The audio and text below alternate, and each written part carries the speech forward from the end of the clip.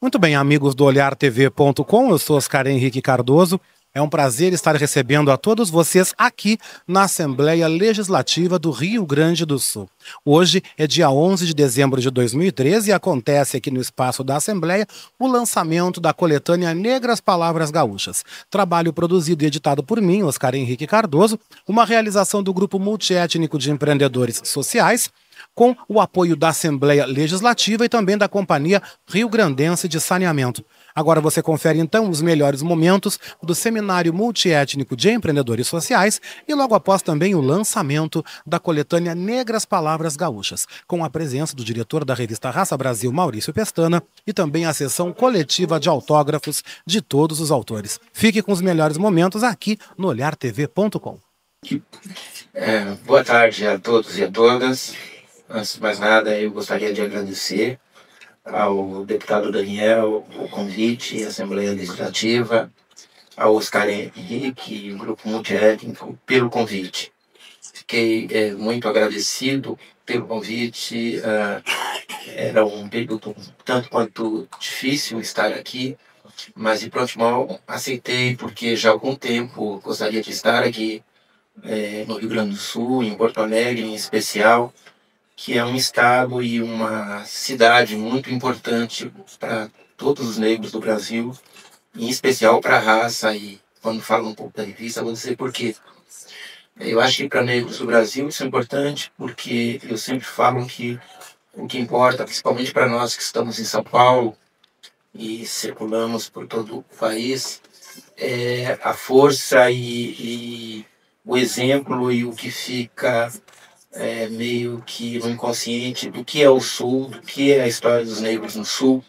E sempre quando pensamos em negros do Sul, pensamos em Porto Alegre. Pensamos em Porto Alegre e Rio Grande do Sul por vários motivos. Acho que o primeiro que fica sempre no nosso inconsciente, está no nosso consciente, foi esse o estado que elegeu o primeiro governador negro. Independente de vivermos aqui, a gente já logo lembra do Rio Grande do Sul como essa marca. Foi daqui que saiu a primeira Miss Negra, foi daqui que, se hoje temos um senador da República negro, nos remete ao Rio Grande do Sul, nos remete a Porto Alegre. E outras coisas mais que a gente sempre pensa no Sul como um símbolo de luta. Aliás, a ministra hoje da igualdade racial também é gaúcha. Então isso, para quem é de São Paulo ou quem é do Sudeste, a gente fica sempre pensando de que pelo menos a articulação política ou a forma de fazer político ou a representatividade negra em nosso país, que é tão pequena, tem uma marca muito grande aqui do Rio Grande do Sul. Com relação à revista Raça Brasil, estava falando hoje com o Oscar e ele não sabia, mas Porto Alegre é a terceira cidade que mais vende a revista Raça no Brasil. Porto Alegre só perde para São Paulo e Rio, que são os grandes centros consumidores de material midiático. Porto Alegre é a nossa terceira cidade. E eu me lembro que quando eu assumi a direção executiva da revista, e que eu peguei esses números, como acho que quase todo negro, quase todo ativista achava que Salvador fosse essa cidade, Salvador, quando eu assumi, era a sexta cidade. Hoje briga aí com Brasília para ser a quarta cidade, mas Porto Alegre permanece uma terceira cidade, E que merece uma atenção até mais especial, mais do que nós damos na revista. Mas isto é coisas que a gente tem tentado ao longo do tempo. A revista, ela é uma revista de circulação nacional, uma revista única no Brasil. Isso faz com que a gente tenha muitas dificuldades num país como o Brasil, que é um país, enfim, continental, distribuição de revista e distribuição de material e mesmo estratégias de comunicação e de redação, tudo é muito complicado no Brasil por ser esse país gigantesco. Para vocês terem uma ideia, a mesma distribuição da raça, e que não é feito pela editora, é terceirizado. Primeiro eles fazem São Paulo, Rio, aí depois eles falam que é interior, por exemplo, teria que ser Porto Alegre junto com São Paulo e Rio. mas há uma dificuldade, às vezes, para a gente chegar mesmo aqui é mais difícil. Tudo isso é muito complicado porque realmente é um país de dimensões gigantescas, né? Então, as revistas, para vir aqui para o sul, vêm de caminhão, né? Hoje existe uma legislação que diz que o cara não pode trabalhar mais que 6 horas, isso dificulta um pouco mais ainda para chegar a revista. Mas isso tudo é para dizer que Porto Alegre, Rio Grande do Sul, ele é estratégico para nós. Falar da Raça Brasil, e quando eu peguei esse tema para dizer o que faz o sucesso de uma revista que está há 17 anos no mercado editorial no Brasil, e disputa palmo a palmo com as grandes revistas, porque passa por todos esses processos que eu disse a vocês, de distribuição, de material, de impressão. É uma revista mensal, é uma revista de 82 páginas, e fechar uma revista todo mês de 82 páginas com material, e sobretudo com todas as mudanças que os meios de comunicação têm sofrido e têm alterado um pouco, não é algo muito fácil, e principalmente direcionado a nós. Eu costumo dizer que talvez o sucesso da Raça Brasil ela se dê primeiro pela extrema necessidade que nós temos de ter um veículo de comunicação que nos represente, né? Eu acho que se ela mantém esses 17 anos, ela se mantém exatamente por isso. Ao mesmo tempo, é importante fazer uma narrativa do que é a imprensa no Brasil e a história da imprensa no Brasil. É importante dizer que a imprensa no Brasil ela surge na metade do século XIX, e ela surge exatamente para contestar o império e a escravidão. Então, o primeiro grande jornalista de oposição foi Ângelo Agostinho, que é considerado por muitos também, tem algo em comum comigo, o primeiro cartunista no mundo, porque publicava alguns cartoons que denunciava a escravidão e tudo que o império pregava aqui contra nós negros, né? Então, a história da imprensa, ela passa por aí. Quando chega no final do século XIX, início do século XX, há vários jornais ligados à comunidade negra, um pouquinho antes da escravidão, sobretudo dos abolicionistas, denunciando a escravidão e querendo que colocasse fim àquele regime. Então, a imprensa, ela nasce nos anos 10, 20, 30, houve jornais, inclusive aqui no Rio Grande do Sul, mostrando também como é que estavam as condições do negro no pós-abolição. Em São Paulo teve Clarim da Alvorada, que marcou muito as primeiras décadas do século passado. E eu digo que o seguinte: quanto mais a repressão e o século XX foram feitos de várias ditaduras, é mais distante a nossa presença nessa imprensa, né? Então, com ditadura Vargas e ditadura militar de 64, quase que todos os jornais ligados à comunidade negra foram extintos. As poucas tentativas, como a revista Ebony, que era uma revista brasileira que tentou se firmar, e outras mais, não conseguiram. Quando a revista Raça surge, ela surge com esse anseio da comunidade negra de ter um veículo que pudesse retratar. O mercado editorial dizia que uma revista assim não teria sucesso, né? E o mercado publicitário também pregava-se que se colocasse negros numa capa de revista jamais venderia. É bom lembrar que antes da Raça Brasil, a única pessoa que virava a capa de revista no Brasil, e todas as pesquisas mostram, era o Pelé. E porque o mercado e a publicidade em geral dizia que negro não vendia. A Raça, quando surgiu, ela quebrou esse mito. Ela até hoje foi o único veículo que vendeu 270 mil exemplares em seu número 1. Ela bateu todos os recordes, e é um recorde que permanece, nenhuma outra revista, nenhuma outra edição bateu. Ela teve altos e baixos nesses 17 anos, porque houve uma mudança muito grande nessa estrutura.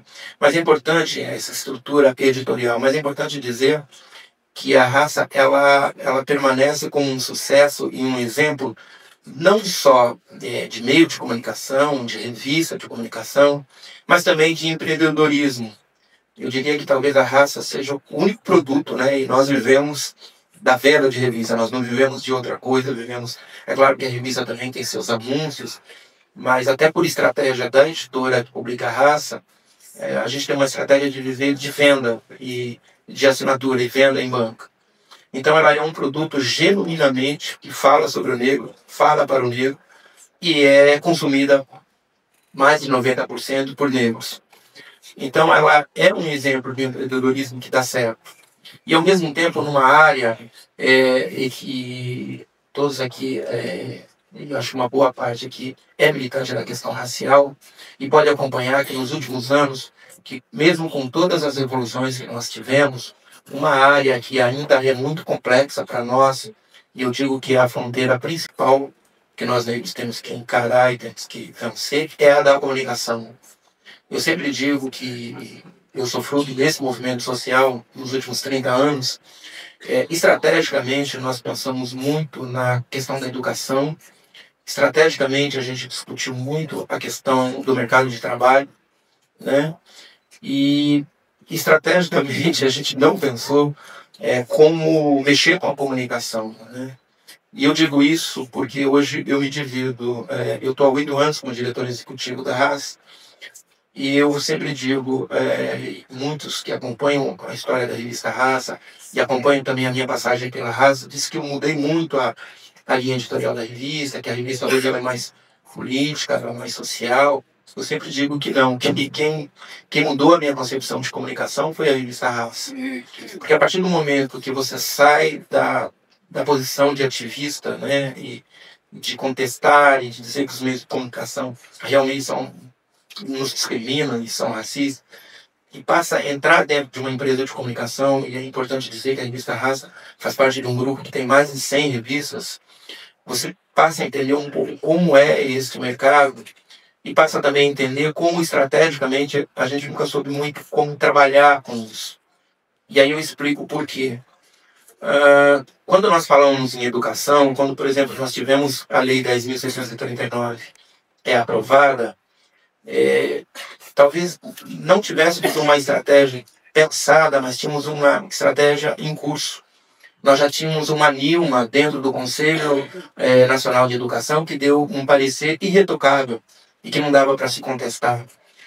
Quando nós começamos a discutir a questão do negro no mercado de trabalho, nós tínhamos grupos dentro de secretarias, tudo em São Paulo, dentro de secretaria, dentro dos sindicatos. Foi uma briga muito grande, mas a gente estava dentro dos sindicatos como operários ou como pessoas partícipes para mudar isso. Com relação à comunicação, nós nunca tivemos essa atuação, né? Muito pela dificuldade, é claro, de estarmos dentro desses veículos, mas também, eu digo às vezes, até isso de querer entender como é que isso funciona. Como é que se dá a distribuição de uma revista nacional? Por que uma revista, hoje eu entendo, por exemplo, por que a Raça nunca teve concorrente, né? Porque seria muito difícil, tantas tentativas tiveram, inclusive aqui no Sul, porque é muito difícil distribuir uma revista num Brasil como esse, se você não tiver pelo menos 10 revistas para chegar em 2 distribuidoras que monopolizam a distribuição no Brasil e pressioná-los, né? A Raça teve esse sucesso porque ela sempre esteve em editoras com muitas revistas e pôde negociar isso. Então, esses meandros de como funciona isso, a gente nunca conseguiu muito que entender. E aí, realmente, fragilizou muito a nossa luta. E eu sempre falo, a comunicação ela é essencial para que a gente consiga, inclusive, manter as nossas conquistas, né? Videm todo o bombardeio que teve as portas no Brasil de todos os veículos de comunicação, né? E nós não tínhamos veículos de comunicação para defender ou para dar parecer, a não ser a Raça, né? Então, entender como é que isso funciona e, sobretudo, sobreviver nesse mercado não é algo realmente fácil, né? Mas eu acho que a Raça tem provado que é possível. Eu tenho, nesses 8 anos, tentado, e aí entra um pouco essa militância, né? Se chamar para essa discussão, se discutir um pouco mais como é que se está a comunicação. É impossível um país como o nosso, que mais da metade da população é negra, nós temos só uma revista, nós não temos rádios, nós não temos televisão, nós não temos programa de televisão, nós sequer aparecemos em alguns programas de audiência de televisão, né? Essa é uma fronteira isso fragiliza, inclusive, a própria democracia no Brasil. Quando eu falo que nós tínhamos alguém no Conselho Nacional de Educação, eu olho para a área de comunicação, nós não temos ninguém no CONAR, que é o Conselho de Regulamentação Publicitária, um órgão importantíssimo para enfim, discutir a questão da comunicação no país, né? Nós temos um representante na área que cuida da comunicação federal, né? Um conselho que é gigantesco. Então, o que eu acho que é necessário que se tenha, e até com essa visão que se discutiu aqui do empreendedorismo, é uma visão mais apurada e estratégica de como trabalhar essa questão da comunicação de uma forma mais forte, mais decisiva, para que a gente possa mudar um pouco esse quadro, né? E com certeza isso seria muito importante para dar sustentabilidade, inclusive, para as conquistas que nós já avançamos nos últimos 10 anos e com certeza avançaremos mais. É o que eu tinha para dizer. Muito obrigado.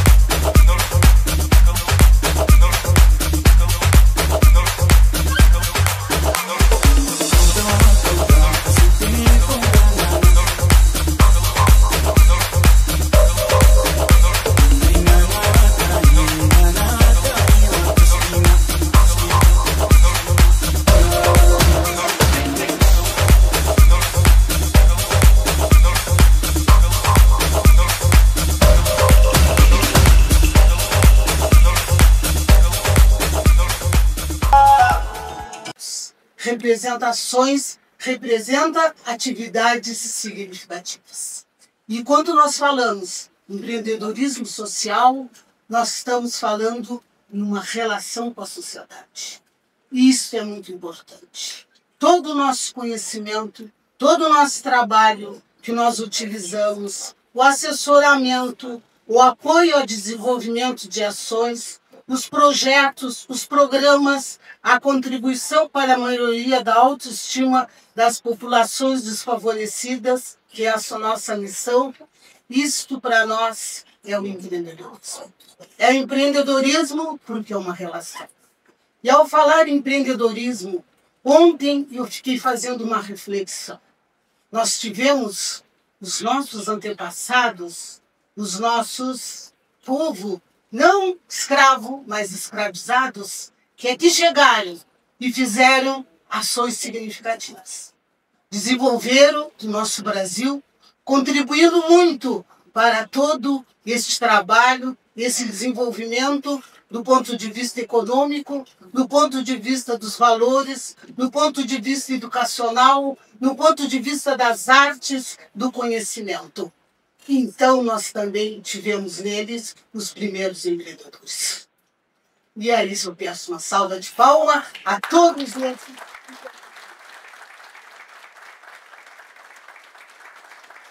Nós somos herança desta parte. Embora sabemos que a palavra empreendedorismo foi dada pelo século XVII e o século XVIII. E na França, o que se dizia era empreender um projeto, empreender uma ação significativa. E nós tivemos referência no nosso antepassado. Não com os escravos, mas com o povo escravizado, que nada trouxe e empreendeu tudo isso que nós somos heranças. Quer somos brancos, quer somos negros, de qualquer etnia. Somos heranças da Mãe África, onde trouxeram os primeiros empreendedores. E eu acho que esse é o nosso comprometimento. Estamos aqui numa casa pública, e eu acho que esse comprometimento entre a legisladores e entre o público é que nos faz um Brasil melhor e um Brasil mais democrático. Então, quando nós fomos conversar com os representantes da comissão, e aqui eu faço um agradecimento todo especial ao gabinete do Daniel, o deputado, na pessoa da nossa amiga Nurine, que muito se empenhou, na pessoa do coronel Paulo Franklin também, que muito conosco esteve junto pelos direitos humanos. Então eu posso dizer, eu acho que nós apenas temos uma missão em comum. A missão é um Brasil mais democrático, é um Brasil igualitário. E nós não jamais vamos ter um desenvolvimento econômico, um desenvolvimento sustentável, se nós tivermos as desigualdades. E esse é o nosso comprometimento. E hoje nós estamos aqui, neste momento, que para nós é muito importante. O Multiétnico é um órgão não governamental que tem como integrante jornalista Nilda Marques Cardoso, Oscar Henrique, Thaís Vieira, temos Letícia, doutora Letícia, doutor Giovanni e a nossa amiga mais integrante, que é a Rosângela João. E então nós nos sentimos muito felizes, porque nós estamos empreendendo.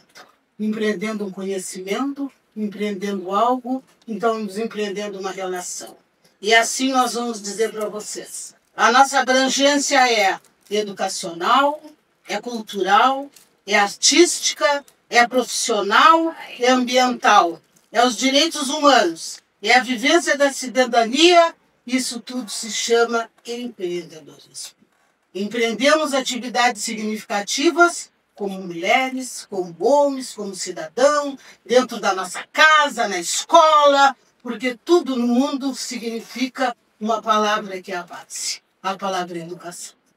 E por isso nós estamos aqui, iniciando uma trajetória.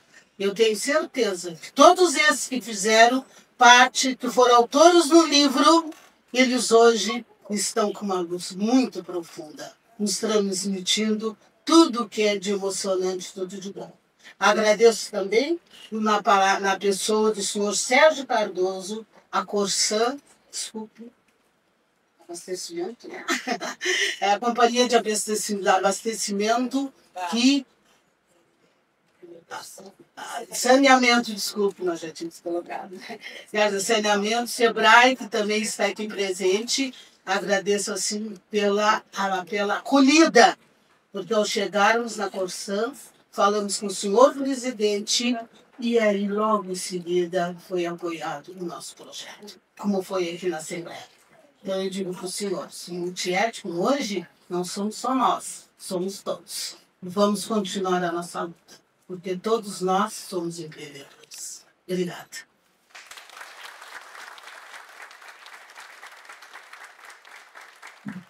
Convido a fazer uso da palavra neste momento o senhor Sérgio Cardoso, representando a Corsã.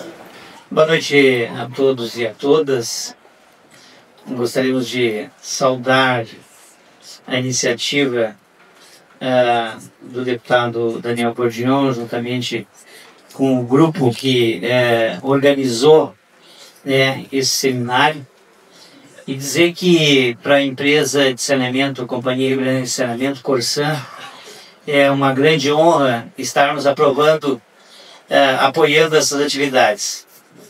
Porque nós não somos uma empresa para vender água, nós somos uma empresa para fazer a inclusão das pessoas.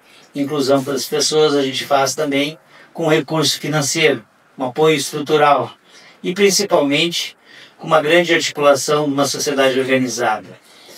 Nós atuamos em 325 municípios do Rio Grande do Sul. Estamos apoiando uma atividade que é na capital do Rio Grande do Sul, onde a empresa Corsã não atua, onde aqui temos uma empresa municipal. Mas isso para nós não é o diferencial. O diferencial, na verdade, é que a gente consiga criar situações de inclusão para grandes setores que hoje se permanecem excluídos dentro do processo da sociedade. E aqui se demonstrou uma organização, a acolhida do presidente Tarcísio Zimmermann da Corsã, se dá nessa linha. Nós queremos incluir, queremos participar, e o papel do Estado ele é estratégico. Se o Estado não ajuda quem mais necessita, não tem por que existir o Estado. Então, gostaríamos de desejar um bom seminário, uma boa atividade, e sempre estaremos à disposição para construir boas parcerias para quem realmente se organiza. E isso, para nós, é um princípio de gestão pública da Companhia de Saneamento. Um bom seminário para nós. Parabéns a todos.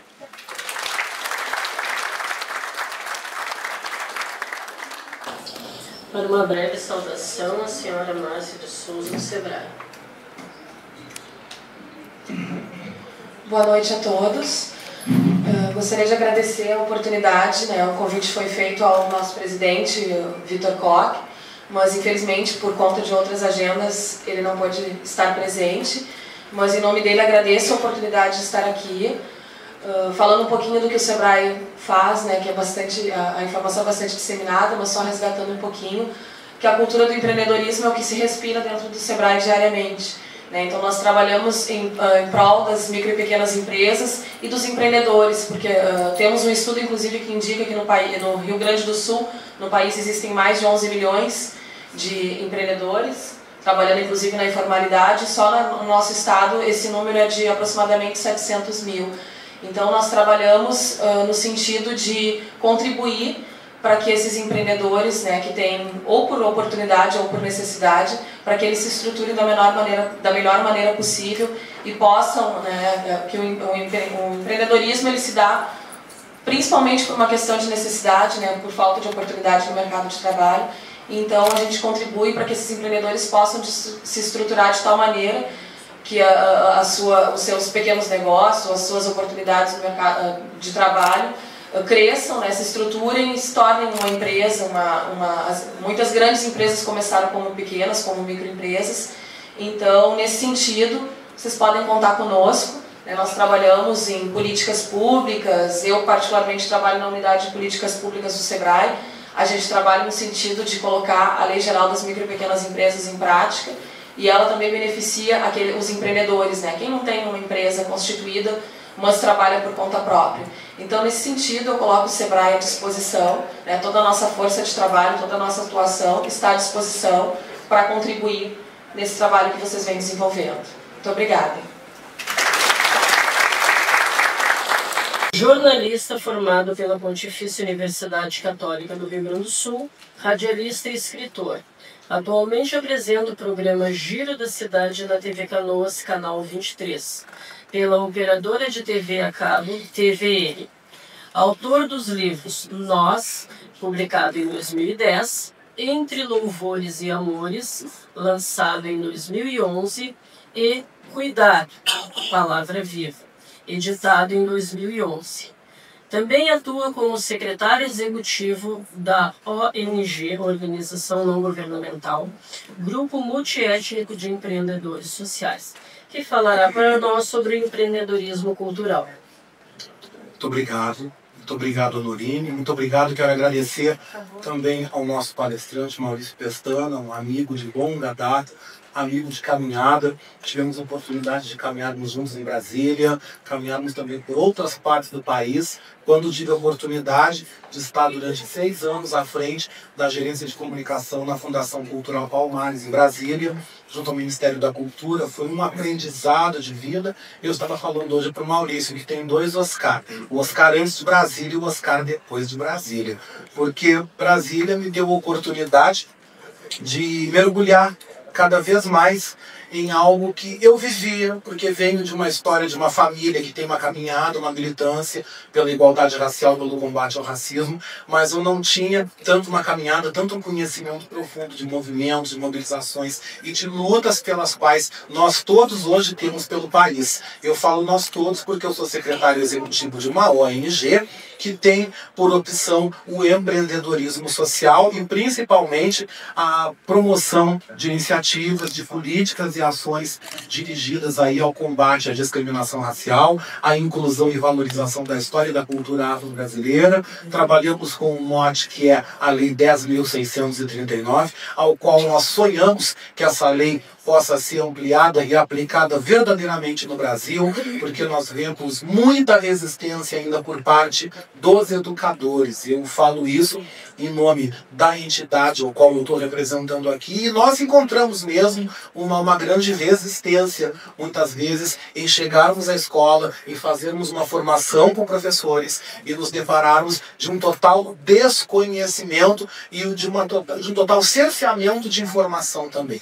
Cerceamento de informação, que são os preconceitos e as pré-formações que os estudantes trazem para a escola, essas pré-formações que vêm de família, ao qual elas colocam em um aspecto negativo, ao qual elas tratam a cultura afro-brasileira como uma cultura realmente inferior, como algo de ancestralidade que tem que ficar longe porque a sociedade tem que evoluir, deixa esse negócio de ancestralidade para trás. A gente se depara muito, já há mais de uma década que o nosso grupo existe, temos um trabalho muito legal, que é o projeto Bonecas Negras, ao qual nós vamos para as escolas e trabalhamos a cultura, a história afro, falamos dos nossos saberes, dos nossos dizeres, utilizando a boneca, utilizando o lúdico.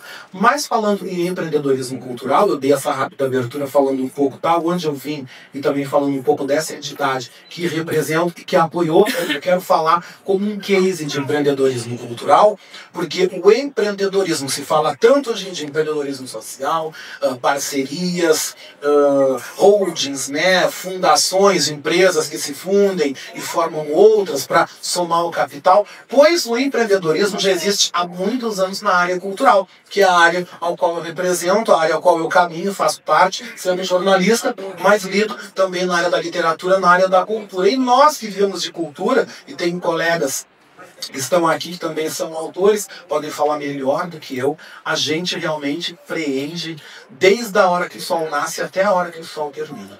Porque nós artistas, nós que somos da área da arte, realmente precisamos empreender para conseguirmos colocar os nossos trabalhos na rua, para que a nossa mensagem realmente chegue, para que a gente possa usar da arte, que a gente possa usar do que fazemos para dar voz e vez a um povo, a uma história, no nosso caso. E eu falo do empreendedorismo cultural como um case, esse livro que nasce, esse trabalho, ao qual eu nego as palavras gaúchas, que foi um trabalho ao qual me foi encomendado, me foi falado, e me disseram, pô, Oscar, nós queremos apoiar um livro, temos um interesse em mais um trabalho teu. E eu pensei, mais um trabalho meu, aquilo começou a vir na minha cabeça, por que mais um trabalho meu não pode ser um trabalho nosso? Já que eu faço parte de uma ONG em que a gente não fala só no eu, mas a gente fala no nós. Nós somos 5, 6... somos um grupo pequeno, mas realmente nós pensamos em caminharmos aí sempre juntos. E me veio, a primeira coisa que veio na cabeça foi Negras Palavras Gaúchas. Me veio esse título. E folheando alguns trabalhos, algumas publicações, como o Maurício deve conhecer, do Quilombo Hoje, que é o grupo do Quilombo Hoje, que é Esmeralda Ribeiro, Iputi, Conceição Evaristo, tantos outros nomes também que se reuniram. Eu não sei como é que está o Quilombo Hoje, acho que não tem acontecido muito, né? Já está faz uma vez por ano, olha que legal. Empreendedorismo cultural que continua. Então, lendo o Quilombo hoje, adoro os textos, sempre procuro ler o que realmente nossos colegas fazem do centro do país e juntando todo mundo, me veio na mente, por que não fazer uma ajunta, como eu pensei? Por que não juntar todo mundo? Pegar então homens, pegar mulheres, pessoas das mais diferentes histórias, trajetórias, caminhadas, colocar no liquidificador, editar e aí dar vez a esse livro. E realmente foi o que aconteceu. Logo que me foi falado desse livro, trabalhamos 93 dias em cima do trabalho, buscando textos, editando, revisando, contatando, mantendo esse contato, esse feedback, essa aproximação com os autores que são dos mais diferentes meios, das mais diferentes caminhadas. Quem pegar os textos para ler vai achar interessantíssimo, porque é um case de um empreendedorismo cultural que fez uma integração, misturou todo mundo com o objetivo de formarmos, de construirmos e de reunirmos uma intelectualidade negra, porque foi daqui. E o Maurício foi muito feliz ao falar, né? Nosso primeiro senador negro, nossa primeira Miss Negra, mas não podemos esquecer e agradecer a Oliveira Silveira, porque se não fosse a Oliveira Silveira, a gente não estava aqui. Tive a oportunidade de conversar com a Oliveira, conhecer, ter uma amizade muito, muito próxima a ele, e digo que se não fosse a Oliveira ter me inspirado, eu acho que eu não estaria fazendo este trabalho, não estaria pensando em negritude como eu penso hoje, 24, 26, 48 horas por dia, né? Então, me veio essa iniciativa, construir essa coletânea. Hoje temos aí o apoio, quero agradecer muito ao apoio da Corsã, agradecer o apoio da nossa Assembleia Legislativa, agradecer a participação de todos os autores, aos quais depois eu vou chamar para que estejam aqui também e para que recebam um carinho de todos vocês, porque eu não falo dessa obra sozinha, não foi um filho ao qual eu fiz sozinho, tem 23, né, pais, então é um barato, né? Já imaginou um filho com 23 pais? Está aqui, ó, nasceu, é uma grande alegria, um grande prazer falar principalmente que empreender é reunir, é juntar, é construir, é compartilhar. Creio que a partir desse trabalho, creio que a partir do Negro, as palavras gaúchas, nós vamos viver um novo momento aqui no Rio Grande do Sul. Creio muito mesmo, e vou trabalhar como grupo multiétnico, né? Às vezes eu falo eu, mas não é eu digo num todo. Quero trabalhar muito com todos vocês, preciso realmente de todos vocês, preciso da mão, do braço, do pé, de todo mundo, para que nós possamos crescer, para que nós possamos formar uma intelectualidade negra nesse Estado, que nós possamos nos manifestar, que nós possamos ter peso político, peso social. Porque através do empreendedorismo, através da cultura é que você consegue dar uma mensagem. Através da arte você consegue dar uma mensagem e você consegue dizer tudo que você tem vontade de dizer.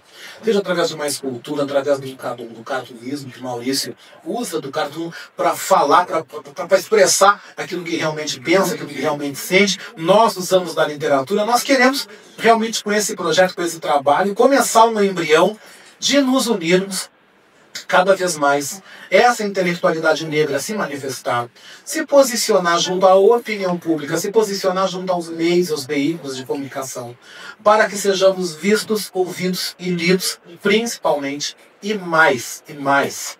Esse é um grande anseio meu, como secretário executivo do Multiétnico, estar articulando com todo o movimento social negro, com todas as entidades, para que no Rio Grande do Sul nós tenhamos o Prêmio Oliveira Silveira de Literatura Afro-Brasileira. Nós precisamos ter um prêmio, nós precisamos ter o reconhecimento público de novos trabalhos, o apoio realmente, o aporte financeiro para uma produção literária, porque nós temos uma lei ao qual assegura e ao qual determina a inclusão da história e da cultura afro-brasileira. Quem tem que tomar posse dessa lei, quem tem que produzir, somos nós. Mas o Mandurinha sozinho não faz verão. Eu sozinho, e nós sozinhos como multiétnico, não vamos conseguir caminhar, não vamos realmente conseguir produzir nada. Vamos nos unir, vamos nos reunir. Temos hoje outros modelos que eu vou falar rapidinho sobre esta reunião para iniciativas culturais. Temos aí o Catarse, vocês devem conhecer um site, ao qual todo mundo compartilha, dá um troquinho ali, dá uma ideia. Tu bota um projeto lá no Catarse, vai lá Catarse no Google, tu vai conhecer esse trabalho é um tal de crowdsourcing, como dizem, né? Crowdsourcing. Então todo mundo se reúne ali, dá um troco, dá um apoio, o projeto sai. Temos aí também as nossas leis, né? Temos as leis municipais, as leis estaduais, leis federais. Muitas vezes, eu quando fui gestor público, via que me chamava a atenção muito poucos os projetos que vinham do sul do Brasil. Isso foi uma coisa interessante que eu via na própria Fundação Palmares. A gente ficava com pena de muitos poucos trabalhos do Rio Grande do Sul chegarem e nós pensávamos, mas o que está acontecendo? Já que o sul produz tanto, é tão criativo, o pessoal está com o pé atrás, está receoso, está com medo. Não. Temos que realmente nos unir. Essa é uma proposta que eu venho com Negras Palavras Gaúchas trazer e fazer um chamamento a todos vocês. A hora é agora, o momento é agora. Nós somos a bola da vez. Neguinho está vendendo, daí a prova da própria Raça Brasil. Há 8 anos com o Maurício, há 17 anos uma revista de sucesso. Porto Alegre é o 3º mercado desta revista. Nós estamos no momento em que nós temos que nos posicionar, produzir, tomar conta, fazer a voz e vez, porque o trem da história vai passar, e se a gente não fizer nada, nós realmente vamos perder a oportunidade, vamos nos tornar invisíveis, vamos ser lembrados só em alguns momentos sociais, mas não é o que nós queremos muito mais. Eu queria aproveitar nesse momento, né, Nori? Eu queria aproveitar a mesa, não sei se é agora, esse momento, eu gostaria então de chamar aqui à frente, e eu quero pedir para que venham aqui os meus autores. Quero convidar então a Carmela Grune, o Cássio Rodrigues, o César Augusto de Oliveira, o Sica Joió, Daniela Brizolara, Dodival Vieira, o Éder Farias, o Eloy Ferreira de Araújo, Giovanni Talavera, Janice Ramos, João Carlos Prudêncio, Jorge Terra, Lucas Carinato, Lúcia Regina Brito Pereira, Márcio Alexandre Gualberto, Nilda Correia Cardoso, Patrícia Brito, Paulo Rogério Correia Vargas, Sandra Ari Bueno, Sérgio Dornelles, Vera Lúcia Machado de Oliveira e Xandeco de Jambô. Por favor, todo mundo aqui na frente. E eu quero um aplauso para ele, não para mim, é para ele.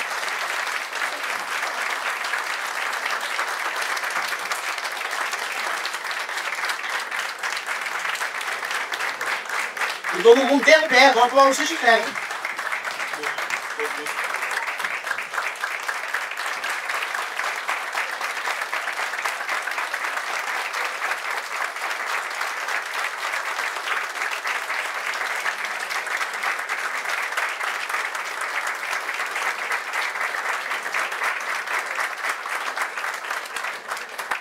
Eu quero agradecer a todos vocês e, primeiramente, pela confiança, pelo carinho. Muito obrigado pela oportunidade que vocês me deram em acreditar e transformar um sonho em realidade. Esse sonho é um sonho nosso, porque esse filho é nosso, esse livro é nosso. Sejam muito felizes, aproveitem, autografem, tirem fotos, põem no Facebook, porque a emoção de autografar um livro, ao qual eu já tive e já vi na minha vida, eu quero que cada um de vocês possa viver isso também. Muito obrigado. E vamos pra foto, né, gente? Moço. Oi, moço. Oi. Cuidado com ela. Há de se ter cautela com essa gente que menstrua. Imagine uma cachoeira às avessas. Cada ato que faz, o corpo confessa. Cuidado, moço. Às vezes parece erva. Cuidado com essa gente que gera. Essa gente que se metamorfoseia. Barriga cresce, explode a humanidade, vai para um lugar que é outro lugar, é o mesmo lugar. E aí que está. Cada palavra dita, homem, antes de dizer, reflita. Sua boca maldita não sabe que cada palavra vai parar no mesmo planeta panela. Ela está acostumada a viver por dentro, transforma fato em elemento. E a tudo refoga, ferve, frita e ainda sangra tudo no próximo mês. Porque eu sou muito sua amiga, eu vou lhe falar na Vera. Conheço cada uma, além de ser uma delas. Não vá sem ser convidado ou sem os devidos cortejos. Muitas vezes, na ponte de um beijo, já se encontra a cidade secreta, a Atlântida perdida. Outras vezes, várias metidas, mas se afasta dela. Cuidado, homem, porque você tem a cobra entre as pernas, cada condição displicente diante da própria serpente. Ela é uma cobra de avental. É na poeira do cotidiano que a mulher está em filosofia, cozinhando. E você vem com a mão no bolso questionar a arte do almoço? Eca! Você! que não sabe onde está a sua cueca? Ai, meu cão desejado. Tô acostumado a rosnar, ladrar, latir. Esquece de morder devagar. Esquece de saber dividir. E quando quer ofender, chamar de vaca e galinha. Porque você tem falado da vaca e da galinha. O que você tem, eu vou dizer, não se queixe. Vaca é sua mãe de leite. Vaca e galinha não ofende. Vaca e galinha enaltece, comparando rainha com rainha. Óvulo, pensando que tá ofendendo, que tá falando palavrão imundo. Tá não, homem! Tá citando o princípio do mundo. Obrigado.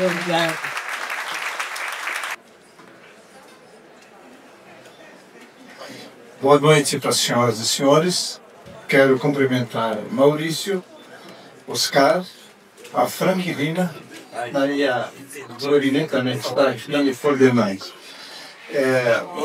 Há pouca hora antes de começarmos este seminário aqui, estávamos meio preocupados, o deputado não está vindo, eu fui lá embaixo no plenário, e disse, deputado, o povo está aí, vamos começar. Aí eu falei, não posso sair, em nome do compromisso parlamentar aqui, compromisso com o governo, eu não posso sair neste momento, somos convocados a ficar. Diga você algumas palavras. Ele disse, deputado, não vai dar. Diga-lhes então primeiro o seguinte, de que esta casa, como é um seminário multiétnico, especialmente tornando presente a etnia afrodescendente, quer dizer, esta casa precisa de mais afrodescendentes dentro do parlamento. Talvez seja um grande desafio, inclusive, desses empreendedores, além de empreendedores culturais, passem a assumir também essa questão do empreendedorismo político dentro desta casa, que é fundamental. Então, a primeira mensagem. A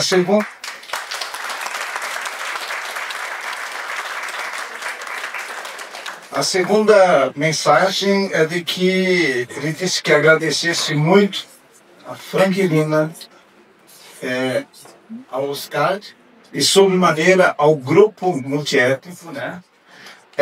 Pela oportunidade que deram, que vocês vieram agradecer a oportunidade desse espaço. Nós, pelo contrário, agradecer a oportunidade de que o grupo trouxe e deu à Assembleia para que pudéssemos efetivamente realizar esta ação de expressiva significância, não apenas para o mandato, para a Comissão de Economia, mas também para o Parlamento. E ao lançar Palavras Negras, na verdade estamos lançando um desafio a continuarmos esse trabalho tão bonito. E por outro lado, em terceiro lugar, ele pede que a gente diga que o mandato dele continua e quer ficar totalmente à disposição das causas que cada um e cada uma de vocês estão levando na vida dele, porque as causas de todas as etnias, de todos os trabalhadores, de todo cidadão de bem, vão ser as causas dele. Então ele coloca o mandato à disposição para isso. E finalmente, desejar que todos tenham muito êxito e que esse seminário efetivamente traga os frutos a que se propôs. Muito obrigado e bom seminário e bom lançamento de atividade desta obra para a comunidade toda.